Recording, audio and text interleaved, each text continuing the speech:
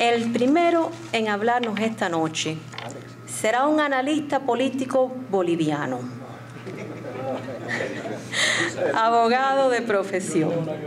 4 veces ministro en el gobierno del presidente Sánchez de Lozada, profesor de Derechos Constitucionales en la Universidad de Bolivia, una persona dedicada a la defensa de la Constitución y a la democracia en su país. Hace 10 años que salió de Bolivia. Actualmente es director del Instituto Interamericano para la Democracia. Vamos a darle la bienvenida a Carlos Sánchez Berzaín.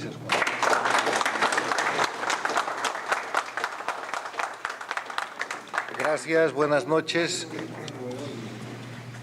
Encantado de estar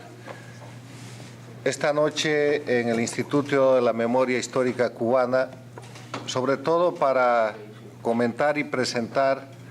una importante obra del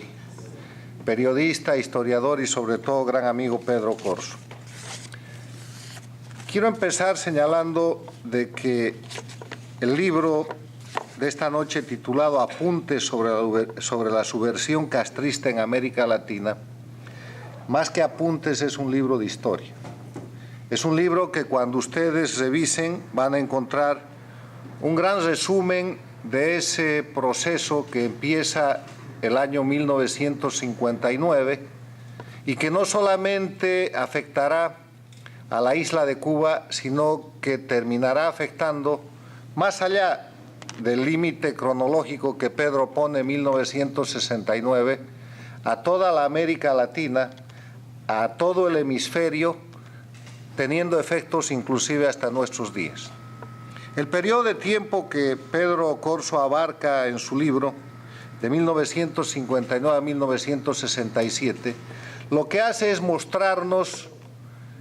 los orígenes, las raíces, el fundamento de un proceso que hoy día sobrevive todavía,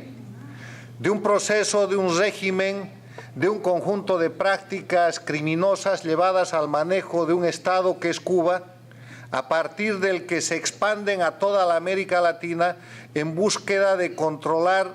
no solamente espacios territoriales, sino gobiernos, personas y procesos. Y es así como Pedro, haciendo un estudio muy bien documentado, escribiendo historia, empieza el desarrollo de su obra mostrando cómo se generan las ambiciones oficiales de la Cuba castrista por dentro, cómo se preparan los mecanismos, cómo se entrena para la subversión en Cuba y cómo de Cuba se expanden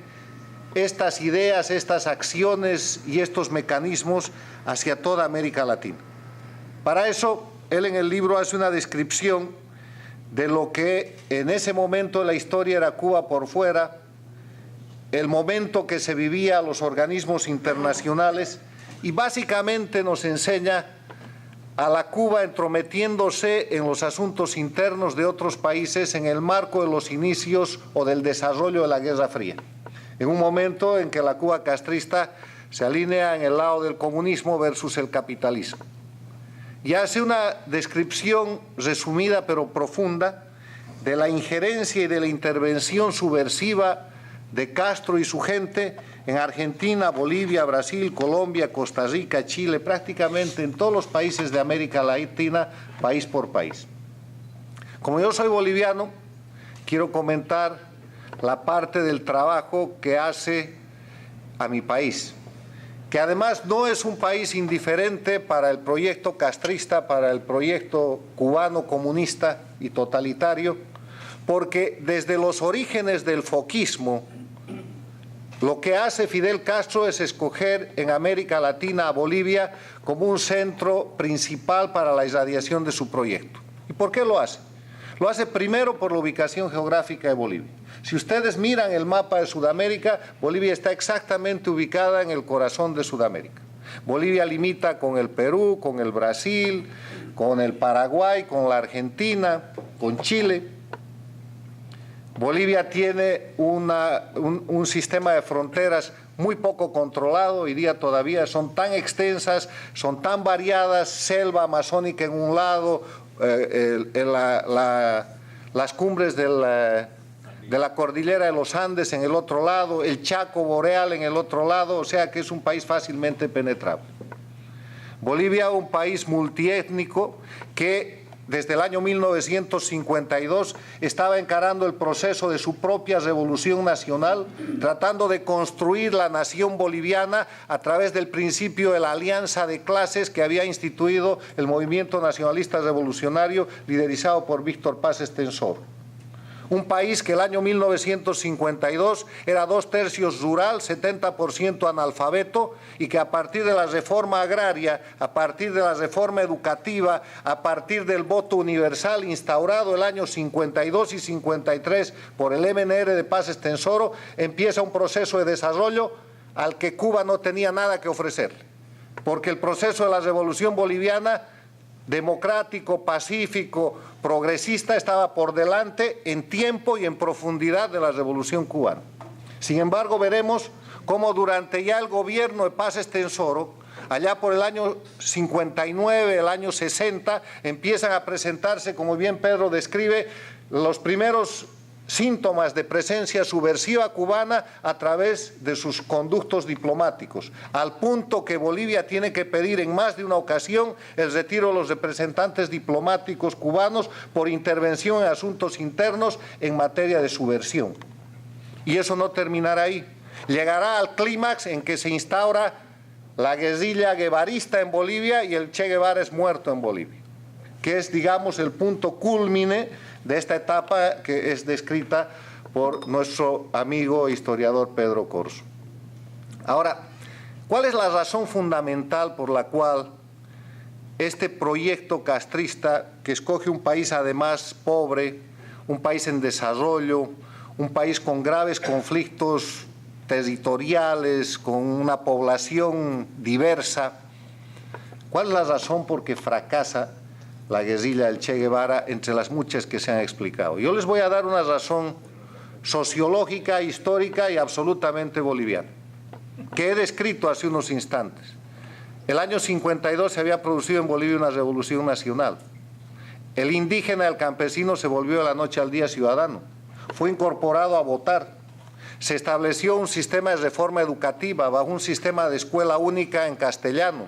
Se estableció un mecanismo de construcción de la nación boliviana a través del principio de la unidad en la diversidad.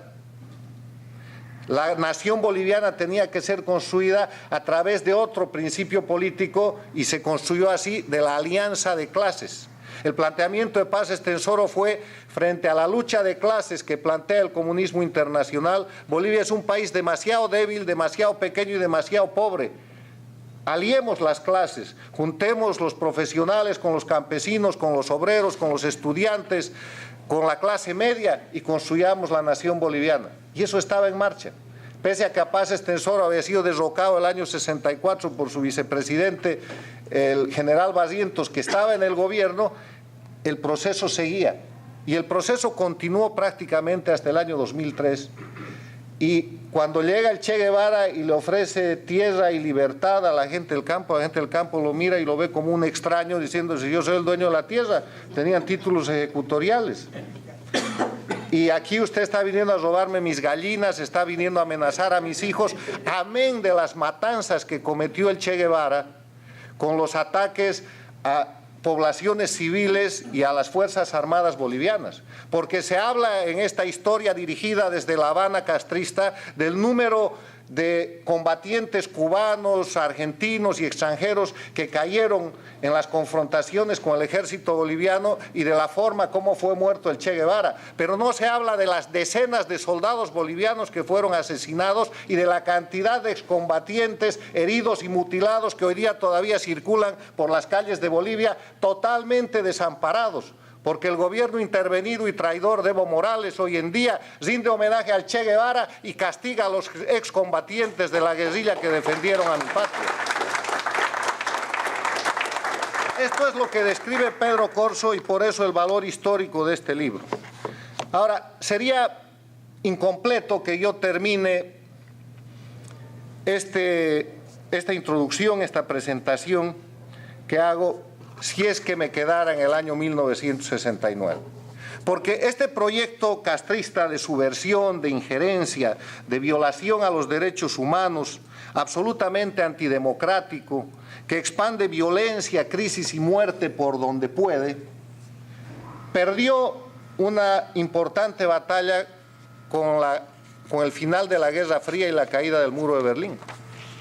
Cuando esto sucede en 1989-1990, todo el mundo esperaba que lo último en caer de ese proyecto sea el castrismo. Y la década de los 90 agoniza la Cuba castrista hasta que llega su nuevo milagro, Hugo Chávez, que con todo el dinero de Venezuela se aproxima a la Cuba castrista y ayuda a reflotar un proyecto que estaba muerto. Y de la mano de Chávez, el foquismo de los 60, que era un foquismo armado, se vuelve un foquismo electoral. Y las democracias de América Latina tardamos en darnos cuenta. Y cuando vemos que a fines de la década del 90, principios del siglo XXI, de la primera década del siglo XXI, empiezan a haber expresiones de violencia y de subversión en la América Latina, creemos el discurso de los subversivos de que se trataba de reivindicaciones sociales, cuando en verdad ya estaba operando el eje Caracas-La Habana, que hoy día ha formado lo que llaman el socialismo del siglo XXI o el proyecto ALBA, y que domina desde Cuba a Venezuela, al Ecuador, a Bolivia, a Nicaragua, que ha fracasado en Honduras, que ha fracasado en el Paraguay y que está metiendo la mano en la Argentina.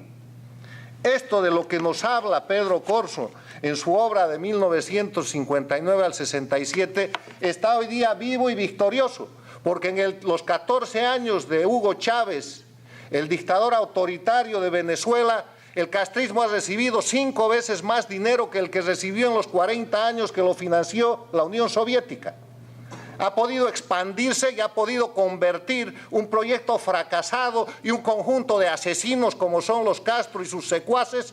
en un grupo de gente admirada donde todos los gobernantes y todos los políticos latinoamericanos tienen que hacer parada y tienen que hacer venia para poderse incorporar al sistema de beneficios y de prebendas con el dinero de los venezolanos que se ha estado repartiendo en los últimos años.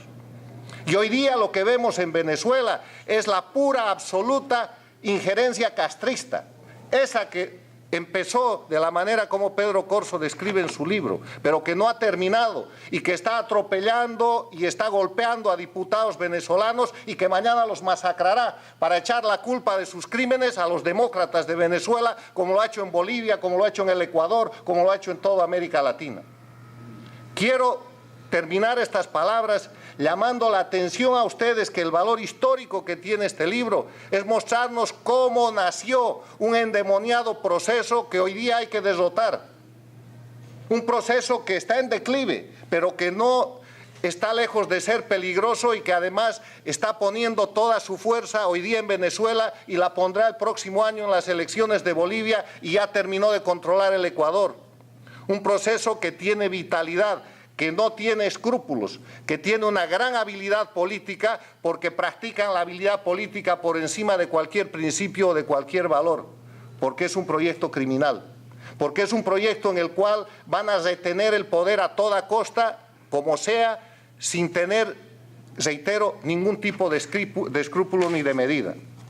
En esa línea yo quiero invitarlos a que el libro de Pedro Corzo que presentamos hoy día sea un libro de reflexión para saber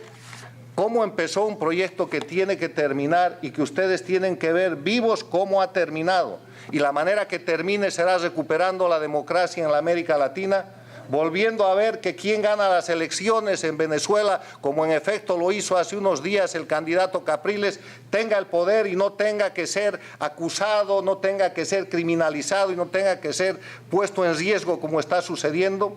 Que no veamos más presidentes como el del Ecuador, Bolivia o Nicaragua, que cambian constituciones, leyes y cualquier norma para ponerse por encima de la ley y seguir haciéndose del poder, violando derechos humanos y violando libertades, y que en América Latina no existan más países como Cuba, como Venezuela, como Bolivia, como Ecuador, que son países con exiliados políticos, con presos políticos, con perseguidos políticos que usan la justicia hoy día como el mecanismo de represión política y que todavía les reclaman al mundo el derecho de llamarse democracias. Es tiempo de llamar la atención